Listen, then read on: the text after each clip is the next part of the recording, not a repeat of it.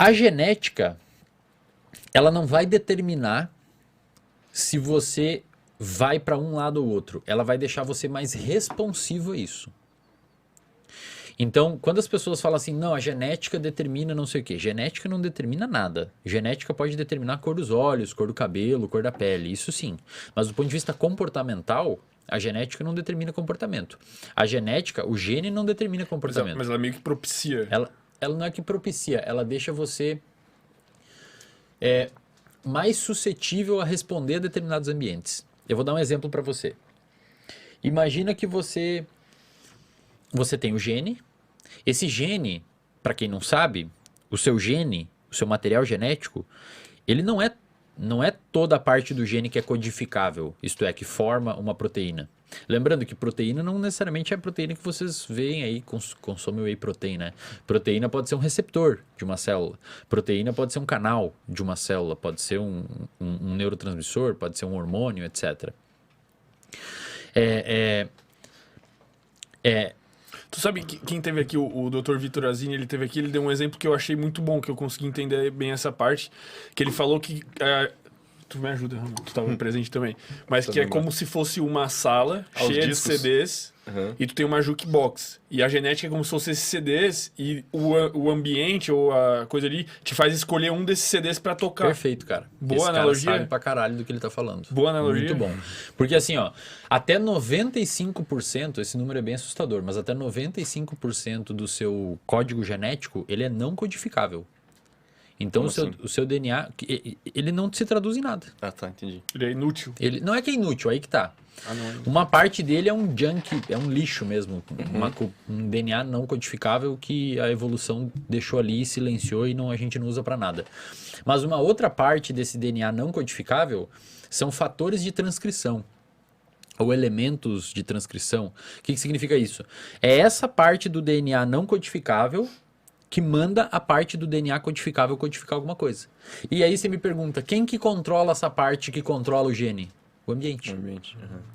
Então imagina que você é um... Opa, boa noite. Boa noite, tudo bom?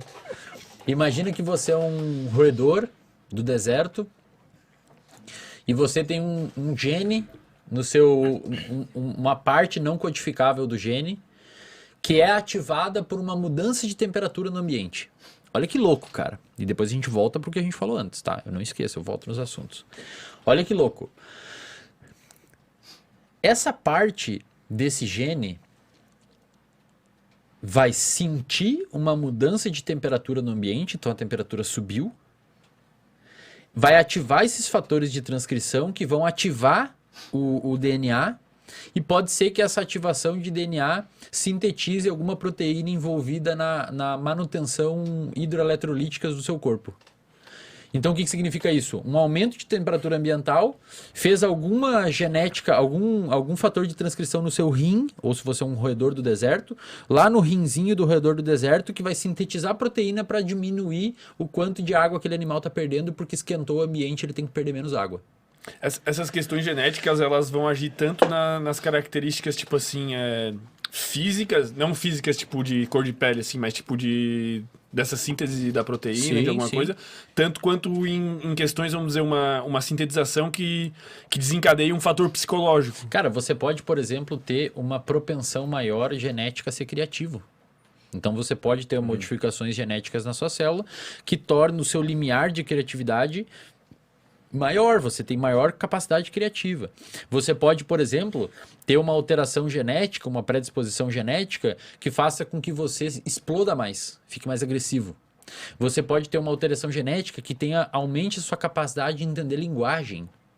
Você pode ter uma predisposição genética que aumente a sua capacidade de interação social. Mas tu só vai descobrir isso se você for submetido a um ambiente que estimula aquilo. Se o CD tocar. Por exemplo, se você for uma pessoa que tem um limiar aumentado de criatividade e você pegar uma pessoa dessas e colocar numa escola que é padrão, onde a pessoa tem que ficar sentado Cara, não sei se escola. É, até, pode ser, que pode meu ser. pai fez e era, Mas, cara, Era isso rígido, tá é ligado? rígido pra caralho. Cara, isso enlouquece uma criança criativa, porque o cérebro dela tá puxando pro outro lado. É uma pessoa que associa fácil ideias, é uma pessoa que gosta de estímulos, gosta de cores, é uma pessoa que tem uma propensão maior a conectar ideias que aparentemente estavam desconectadas. E aí você pega essa pessoa e coloca dentro de uma caixinha. Você olhou ali procurar minha assinatura, né? Eu vi. Você pega tá uma muito pessoa, atento, você pega uma pessoa e coloca dentro de uma caixinha e formata essa pessoa dentro de um sistema e um padrão. Cara, o único lugar que essa pessoa não podia estar era ali. Quem que tem que estar ali? Uma pessoa que tem uma predisposição genética a gostar de entender as coisas dentro de um padrão específico e não uma pessoa que desconecta ideias. Então, pensa assim comigo. Isso eu falo na internet e eventualmente soa como algo um pouco polêmico. Mas na minha opinião, como neurocientista e na minha prática clínica e o que eu entendo hoje de neurociências, a diferença entre uma pessoa que vai abrir um transtorno psiquiátrico e uma pessoa que vai se dar muito bem na vida é o ambiente que aquela pessoa está submetida. Qual que é a diferença de um maluco, de um gênio e de um maluco, de um doido? É o ambiente. Cara, o ambiente que você submeteu aquela pessoa. Por exemplo, o Elon Musk é um cara que eu adoro citar.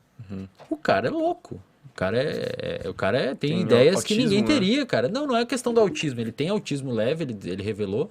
Mas a questão é que a forma que ele toma decisão não é uma forma normal de tomar decisão. É contra-intuitivo. O cara quer Muitas fazer vezes. população popular outros planetas, cara. Pra Marte. Tipo, uma pessoa normal não chega numa conclusão dessas.